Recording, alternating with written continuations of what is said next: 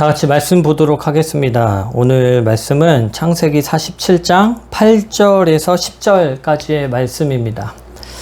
다 같이 읽겠습니다. 바로가 야곱에게 묻되 내 나이가 얼마냐? 야곱이 바로에게 아뢰되 내 나그네 길의 세월이 130년이니이다. 내 나이가 얼마 못되니 우리 조상의 나그네 길에 연조에 미치지 못하나 험악한 세월을 보내었나이다 하고 야곱이 바로에게 축복하고 그 앞에서 나오니라. 아멘. 설교 시작하도록 하겠습니다. 최근에 청년들이랑 성경 공부를 시작을 하였습니다. 다 하지는 못하고 지원하는 청년들만 데리고 성경 공부를 했는데요.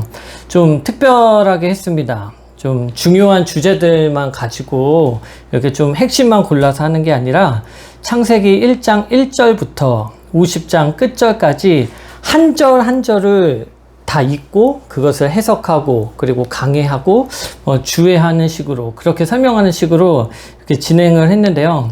그래서 처음에 모이고 나서 저도 스스로 생각하기로 한 2시간 정도면 모임이 끝나겠지라고 생각을 했는데 첫 번째 모임을 하고 나서 보니까 5시간이 지나갔더라고요. 그래서 목사님께서도 아유 김 목사 그렇게 하면 애들 다 도망가겠다고 그 염려도 해 주셨습니다. 그래서 제가 이게 좀 너무 힘들겠다 싶어서 다음 모임 때 좀 강도를 줄여서 좀 2시간 안에 끝낼 정도로 좀 강도를 낮추자고 제가 좀 청년들에게 제안을 했어요. 근데 아주 감사하게 우리 청년들이 반대를 했습니다. 그렇게 하지 말고 그전처럼 한 절 한 절 굉장히 좀 체계적으로 공부하고 싶다고 말해 줬습니다. 참 감사했죠. 그래서 매주 7장씩 7주에 거쳐서 이렇게 성경 공부를 했어요. 근데 사실 공부를 이제 수업을 받는 우리 청년들도 힘들었겠지만 준비하는 제가 얼마나 힘들었겠습니까? 거의 뭐 한 장을 가지고 하루 동안에 씨름을 했었거든요. 그래서 겨우겨우 50장을 끝냈는데 이제 좀 살 것 같더라고요. 제가 이제 좀 쉴 수 있겠다 싶어서 이제 좀 충분히 쉬어야지라고 생각을 했는데 아이들이 좀 재촉을 해요. 목사님 빨리 다음 성경 공부 시작하시죠. 저는 제 딴에는 한 달 정도 쉬고 싶었는데 애들이 뭐 2주만 쉬고 바로바로 시작합시다. 뭐 이렇게 또 이렇게 해서 결국에는 또 2주 뒤에 다시 성경 공부를 하기로 했습니다. 참 놀랍습니다. 하나님의 말씀의 능력이란 것은 참 이 청년들의 열정을 다시 되살리게 하고 초심을 잃어버렸던 이 청년들이 다시 하나님 앞으로 오게 하는 것, 그것이 말씀의 능력이라는 것을 참 깨달았습니다. 그래서 저도 창세기를 공부하면서 굉장히 많이 좀 깨달았고 저도 굉장히 은혜를 많이 받았어요. 저도 이렇게 한 절 한 절 디테일하게 묵상을 한 적이 없어서 그런지 1장부터 50장까지 이렇게 공부하는 2-3달의 기간 동안 굉장히 은혜 가운데 있었습니다. 그래서 제가 오늘 이 시간에는 창세기를 공부하다가 제가 정말 많이 은혜를 받은 한 구절을 가지고 여러분과 짧은 시간 은혜를 나누고자 합니다. 창세기를 전반적으로 보면요, 굉장히 대표하는 인물이 6명이 나옵니다. 여러분도 다 아시겠지만 하나님이 직접 창조하신 아담이 나오고요. 그 다음에 이제 부패한 인간들이 나와서 하나님이 심판하시죠. 그래서 심판의 도구로 사용하신 노아의 이야기가 또 나옵니다. 그래서 이제 창조 시대를 거쳐서 족장 시대가 나오는데 이제 본격적으로 믿음의 조상 아브라함의 이야기가 나오고 아브라함이 100살 때 낳은 이삭의 이야기가 또 나옵니다. 또 온유한 이삭이 하나님에게 열심히 기도해서 낳은 쌍둥이 중에 둘째 아들 야곱의 이야기가 나오고요. 그 야곱이 정말 우여곡절 끝에 12명의 아들을 낳는데 그 중에 11번째 아들 요셉의 이야기, 이렇게 해서 총 6명의 인물이 창세기를 잘 인도해 주고 있습니다. 그래서 이 6명의 사람 중에 참 좋아하는 인물, 창세기에서 좋아하는 인물을 뽑으라고 하면 거의 대부분의 사람이 요셉을 뽑을 거예요. 왜냐하면 참 요셉의 삶이 굉장히 영화 같고 그리고 고진감래의 삶이잖아요. 고생 끝에 낙이 오는 이 요셉의 삶처럼 우리도 약간 요셉을 꿈꿉니다. 지금이 굉장히 고난 가운데 있지만 나중에 정말 요셉처럼 큰 사람이 된다거나 부한 사람이 될 수 있지 않을까라는 마음에 요셉을 참 좋아하기도 하죠. 근데 창세기를 공부하면 공부할수록 정말로 눈에 많이 들어오는 사람이 있어요. 그 사람이 누구냐면 바로 야곱입니다. 어떻게 보면 창세기 인물 중에 이 요셉이 굉장히 고난을 받고 고생을 많이 한 사람처럼 보이지만 사실 야곱처럼 고생을 많이 한 사람은 없어요.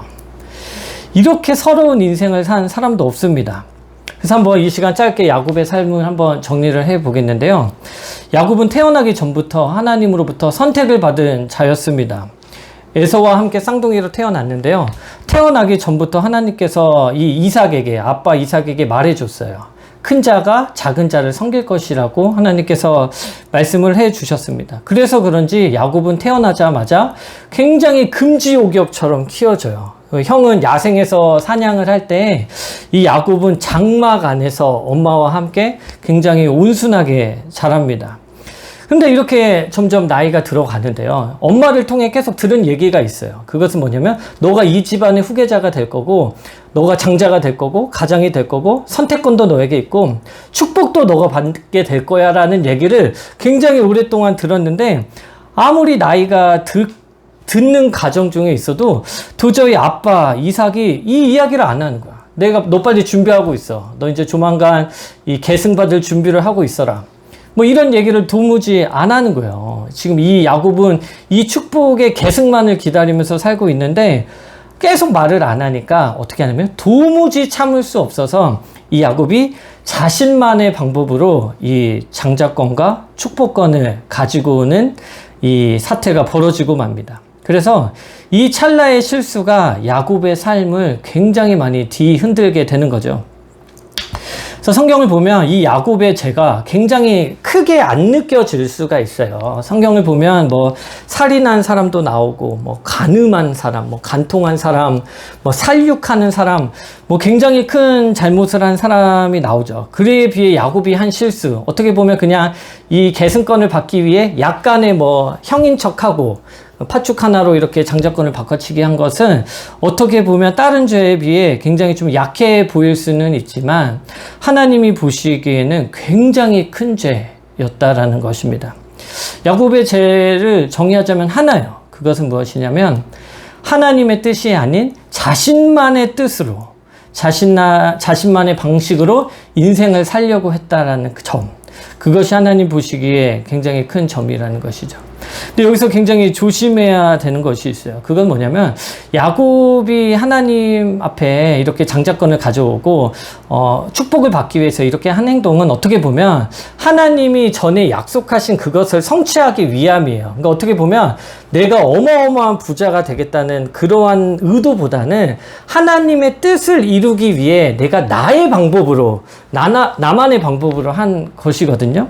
그런데 여기서 이렇게 행동한 야곱이 지적을 받은 걸 보면 우리가 여기서 알 수 있는 사실이 있습니다. 그것은 무엇이냐면 아무리 선한 일이라도 아무리 하나님의 뜻이라도 자신의 방법으로 진행해서는 안 된다는 것입니다. 아무리 하나님이 원하셔도 하나님이 원하시는 때와 방법이 있는데 그 방법을 무시하고 나만의 방법으로 진행해서는 안 된다는 것이에요. 이것이 야곱의 실수였다라는 것입니다. 아무리 하나님의 뜻이 이렇게 좀 이루어지지 않는 것처럼 느껴졌어도 인내했어야 됐어요. 잠잠히 기다렸어야 해 옳습니다. 그래서 끝까지 하나님의 뜻을 구해야 되는데 하나님의 뜻을 구하지 않고 자신만의 생각으로 하나님의 뜻을 이루려고 했다라는 것이죠. 그 어떻게 보면 야곱의 인생에서 정말 이 실수 하나 이후로는 그렇게 큰 실수를 하지도 않아요. 이 큰 실수 하나로 인해 야곱의 삶이 정말로 뒤틀리기 시작하는데 그 결과가 굉장히 대가가 참혹합니다. 이제부터 야곱이 겪어야 할 고난에 대해서 제가 좀 짧게 정의를 하자면 결국 이 사건으로 어떻게 되냐면 도망자 신세가 되죠. 이 형이 에서가 뭐라고 얘기하냐면 죽이겠다고 해요. 내가 내 동생을 죽이겠다. 그래서 갑자기 하루아침에 부잣집 도련님에서 이 집안의 계승자에서 도망자 신세가 됩니다. 그래서 나중에 어떻게 됩니까? 광야에서 돌을 베개 삼아 잠자는 이런 완전 비참한 삶을 사는 신세가 되는 거죠. 그래서 이제 결국에 자신이 피난처라고 생각했던 외삼촌 집에 가는데 결국 어떻게 되죠? 외삼촌 집에서 평안합니까? 그러지 못합니다. 20년 동안 거의 반노예처럼 살아가요. 정말 조카처럼 여기지 않고 일 잘하는 일꾼처럼 여겨서 20년 동안 계속 속임을 반복하면서 20년 동안 자기 집에 있는 가축을 위해 일하는 도구로 쓰임받죠. 뭐 쓰임받는 게 아니라 거의 뭐 그런 취급을 당하죠. 뭐 라헬을 자신의 애삼촌의 딸 라헬을 주겠다고 하지만 레아를 주고, 그로 인해서 14년을 또 고생하고 그 집을 보내달라고 하는데 이마저도 받아들이지 않아서 6년 동안 또 고생을 하게 됩니다. 그리고 성경에 보면 외삼촌이 그 품삯을 10번이나 또 속이게 돼요. 딸도 속이고 품삯도 이렇게 속이게 됩니다. 준다고 해놓고 안 주고, 준다고 해놓고 계속 안 주죠. 그래서 겨우 20년이 지나서 겨우겨우 외삼촌을 벗어났다고 생각을 하는데 어떻게 됩니까? 외삼촌이 자기한테 말하고 가지 않았다고, 허락받지 않았다고 죽이겠다고 쫓아와요. 수많은 군사들을 데리고 쫓아옵니다. 그리고 또 저쪽에서는 형 에서가 동생이 온다라는 소식을 듣고 또 어마어마한 군대를 이끌고 쫓아와요. 뭐 이쪽에서는 외삼촌이, 저쪽에서는 에서가. 이게 참 얼마나 괴로운 인생입니까? 그래서 이제 에서를 만나기 전에 이제 그 압록 강가에서 이제 좀 쉬고 있는데, 그때 하나님의 사자와 씨름을 하게 되는데, 그때 어떠한 일이 일어납니까? 하나님의 사자와 씨름하다가 하나님의 사자가 환도뼈에 힘줄을 쳐버려요. 그래서 어떻게 됩니까? 장애자가 돼요. 절개되죠. 계속 쩔뚝거리면서 걷게 되는 신세가 됩니다. 이게 끝이 아니에요. 그래서 이동 중에 잠깐 세겜이라는 이방 땅에 들리게 되는데, 거기서 자신의 굉장히 귀한 딸, 외동딸 디나가 성폭행을 당합니다. 딸 가진 아버지가 이러한 일을 겪게 된다면 이게 어떻게 견딜 수 있는 일이에요? 얼마나 많이 무너집니까? 그래서 그래도 나름 이 딸의 강간당한 사건을 잘 해결하려고 하는데, 이게 아빠와의 해결 방법과 다르게 자신의 아들들이 굉장히 분노에 차서 어떻게 됩니까? 세겜의 모든 남자들을 다 죽여요. 모두 다 죽입니다. 피해 복수를 하는데, 이 결과가 어떻게 되냐면 주변 이제 국가로부터 공공의 적이 된 거예요. 야, 너네가 뭔데 다 죽여? 너네도 한번 죽어볼래? 해서 생명의 위협까지 당하니까 이 야곱이 너네가 왜 그런 일을 했냐? 대체 왜? 이러면서 또 괴로워합니다. 그리고 이 가나안 땅으로 돌아오는 계속 이 여정 가운데 자신이 가장 사랑하는 아내 라헬마저 죽게 되죠. 이게 고난의 연속입니다. 이게 원래 이 아브라함 가족은 이 가족묘가 있잖아요. 이 막벨라 굴이라는 가족묘가 있는데 거기에도 안치하지 못해요. 결국에 길 가는 도중에 그곳에서 그냥 장사를 해주고 맙니다. 그리고 요셉마저 또 죽었다고 생각하죠. 이 10명의 아들이 야곱이 아빠를 속인 것처럼 이 자식들도 아빠 야곱을 속이게 됩니다. 그래서 어떻게 됩니까? 22년 동안 요셉마저 죽은 사람처럼 살아가요. 이게 야곱이 살아있는 게 기적이에요. 이게 견딜 수 있다는 게 기적입니다. 이뿐입니까? 그 첫째 아들 르우벤이라는 아들이 있는데, 이 르우벤이 어떻게 됩니까? 자신의 척과 간통도 하게 돼요. 이게 성관계를 또 맺게 됩니다. 이게 버티고 있는 게 기적이에요, 야곱이. 근데 이 와중에 또 기근도 만나죠. 흉년도 만나죠. 또 여기서 어떻게 됩니까? 맨 마지막에 베냐민마저 거의 애굽에 잡혀가다시피 잡혀가니까 이 야곱의 고통이 얼마나 괴롭고 아팠을까.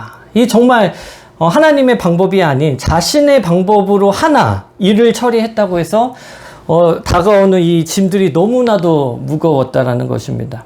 그래서 이제 이 스토리가 결국 흘러 이제 요셉이 죽지 않고 애굽의 총리가 됐다라는 것이 이제 알게 되고, 결국에 요셉의 초대로 모든 사람들이 다 같이 이제 애굽 땅에 도착을 해서 바로 왕 앞에서요. 이제 바로에게 인사를 해야 되니까 인사를 하게 되는데, 오늘 읽었던 본문 말씀이 이 바로 왕과 이 야곱의 대화 장면입니다.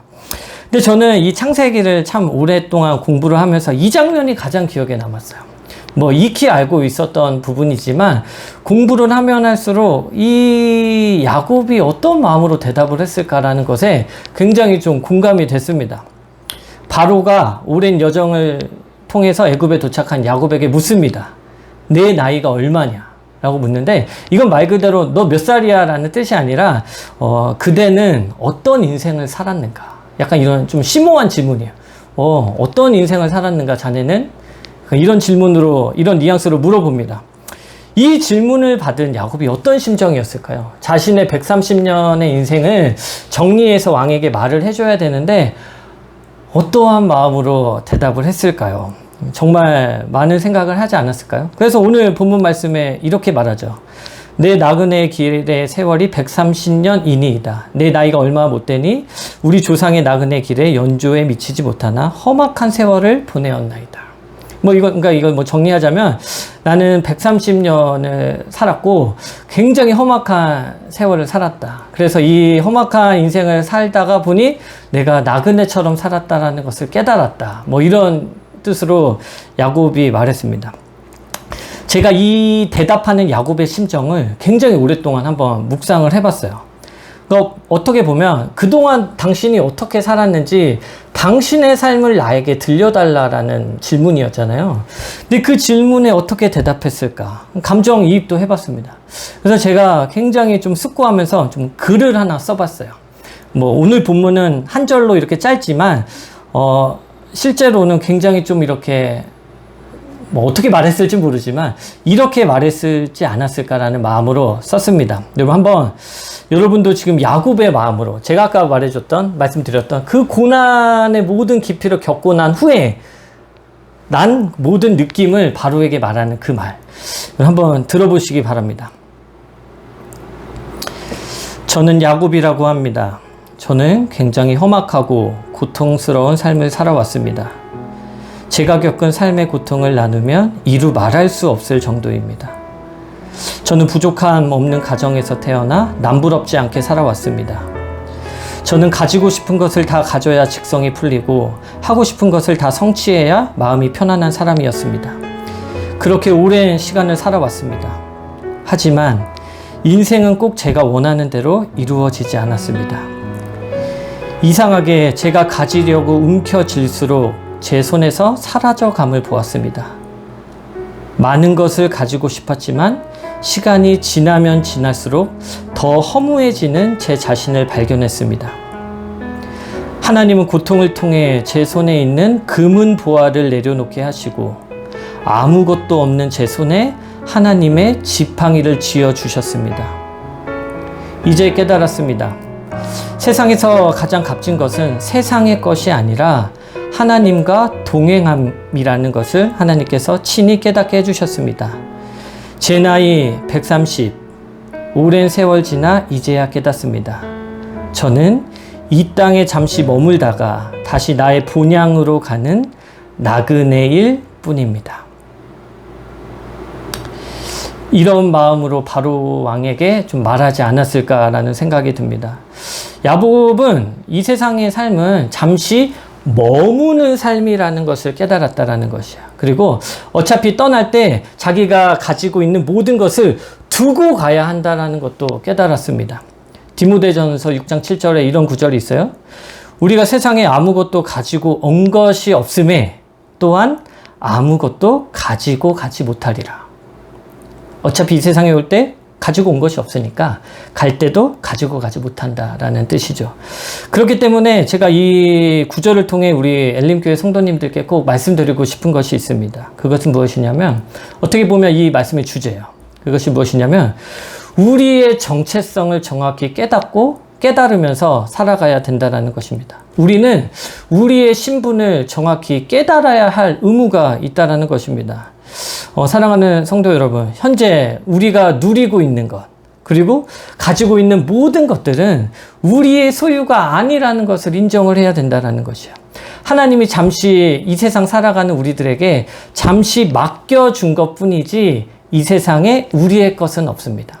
이 세상에 김승만의 것은 전혀 존재하지 않는다라는 것이에요. 나중에 야곱이 이제 죽기 바로 직전에 이제 자신의 가족들을 축복하는 장면이 나와요. 자신의 그 모든 아들들을 축복하는데 그 모든 12아들을 축복하기 이전에 요셉의 2아들을 먼저 축복하는 장면이 나옵니다. 근데 그때 당시에 이제 죽기 바로 전이니까 야곱이 노안 때문에 잘 보지 못해요. 그래서 이제 흐릿흐릿하게 오니까 이 야곱이 요셉에게 말합니다. 지금 이들이 누구냐? 내 앞에 서 있는 이들이 누구냐라고 물어볼 때 요셉이 말합니다. 하나님이 내게 주신 아들입니다. 라고 얘기해요. 하나님이 내게 주신 아들이다. 근데 이것을 히브리어 원어로 보면 더 디테일하게 설명합니다. 하나님이 제게 잠시 맡겨주신 아들들입니다. 라고 말을 해요. 어떻게 보면 누구야? 라고 하면 내 아들이야. 우리 집이야. 내 집이야. 내 차야. 내 회사야. 내 통장이야. 이런 식으로 다 나의 무엇이라고 하겠지만 요셉이 뭐라고 말합니까? 하나님이 내게 맡겨주신 아들이다 라고 고백을 하는 것이죠. 사랑하는 성도 여러분, 우리의 자녀도 하나님이 잠시 맡겨주신 것이고, 우리의 사업도, 우리의 재산도, 우리의 건강도 하나님이 맡겨주신 거고, 잠시 스쳐 지나가는 것임을 깨닫는 여러분이 되시기를 바랍니다. 제가 이제 마지막으로 딱 한 가지만 이야기를 하고 설교를 마무리하도록 하겠습니다. 높은 뜻 승리교회라고 있어요. 지금은 이제 그게 이제 많이 분립이 됐는데, 높은 뜻 승리교회를 개척하신 김동호 목사님이라는 분이 계십니다. 김동호 목사님이 이제 높은 뜻 승리교회를 개척하고 한참 아주 뜨거운 부흥을 경험하고 있었어요. 우리 청년교회거든요. 청년들이 정말 아주 막 가부화처럼 이렇게 많이 늘어나는 부흥의 때를 겪고 있는 가장 중요한 시기에 안식년을 다녀오겠다고 갑자기 당에 선포를 합니다. 그러니까 수많은 성도님들과 당의 장로님들이 반대했죠. 아니 목사님, 이렇게 부흥을 하고 있는데 가시면 어떡합니까? 이거 이러다가 성도가 줄면 어떡합니까? 이게 뭐 진심 어리게 이렇게 안 된다고 말을 했죠. 이때 이제 그 김동호 목사님이 이렇게 말했습니다. 내 안식년의 목표는, 내 안식년을 가는 이유는 떠남에 있다 라고 말을 해요. 내가 이 교회를 떠나는 것에 내가 안식년을 하는 이유가 있다라고 얘기해요. 만약에 내가 이 김동호라는 사람이 있어서 교회가 부흥하고, 만약에 김동호가 없으면 교회가 부흥하지 않는다면 차라리 지금 망하는 게 낫다. 이렇게 얘기하면서 내가 없어도, 김동호가 없어도, 김동호 목사님이 없어도 이 교회는 충분히 돌아갈 수 있다. 그것을 하나님이 증명해 주실 것이라고 얘기하면서 뒤도 돌아보지 않고 떠납니다. 안식년을 1년 동안 다녀오세요.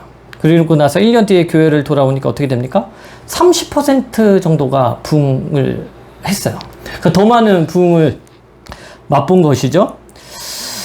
사랑하는 성도 여러분, 나그네 인생을 사는 우리들에게는 어울리는 게 있어요. 그것은 무엇이냐면 정착보다는 떠남이 어울린다라는 것입니다.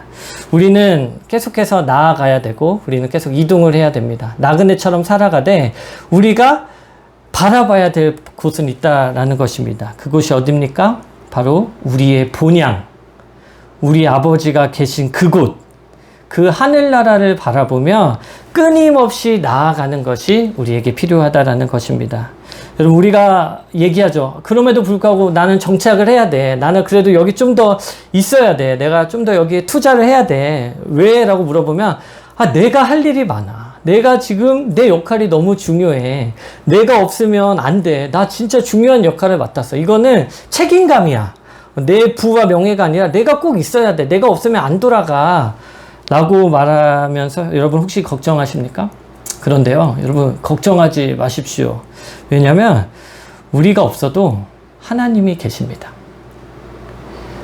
우리가 없어도 잘 돌아갈 거예요. 우리가 없어도 잘 커갈 것이에요. 그렇기 때문에 시편 46장 10절에 보면 하나님이 요구하는 게 있어요. 그것은 무엇이냐면 너희는 가만히 있어. 내가 하나님 됨을 알지어다. 우리는 그저 하나님 앞에 잠잠하면 된다라는 것입니다. 사랑하는 성도 여러분, 결국 없어질 세상의 것을 붙잡지 말고 하나님이 주신 우리 손에 가지고 있는 모든 금은보화를 내려놓고 모든 세상의 명예를 내려놓고 그 비어있는 그 두 손에 하나님께서 친히 주신 그 믿음의 지팡이를 붙잡는 여러분이 되시기를 바랍니다. 나그네 인생이면 거저왔다 거저가는 인생 아닙니까? 나그네 인생을 사면 하루하루가 감사하지 않을 이유가 없어요. 내가 오늘 살아있음에 감사, 건강 주심에 감사, 내가 마실 물이 있음에 감사, 나의 가족이 있음에 감사. 여러분, 나그네 인생으로 사시면 감사의 삶의 연속입니다. 그렇기 때문에 믿음의 지팡이를 드시는 여러분이 되시기를 바라고, 여러분이 아니어도 충분히 잘 돌아갈 거예요. 염려하지 마십시오. 더 잘 될 것입니다.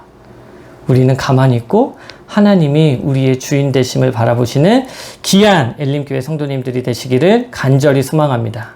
제가 기도하고 예배를 마치겠습니다. 하나님 감사합니다. 하나님, 야곱이 130년의 시간을 지나고 드디어 깨달았습니다. 내 삶은 나그네와 같았다.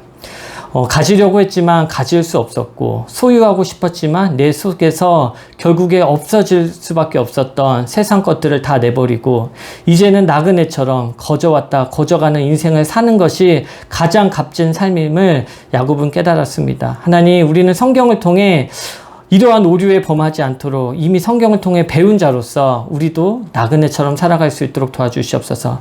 모든 세상의 염려, 내가 없으면 어떡하지? 이러한 생각마저도 내려놓고 하나님만을 바라보는 귀한, 소망하는 귀한 성도로서 살아갈 수 있도록 도와주시옵소서. 감사합니다. 예수님의 이름으로 기도드립니다. 아멘.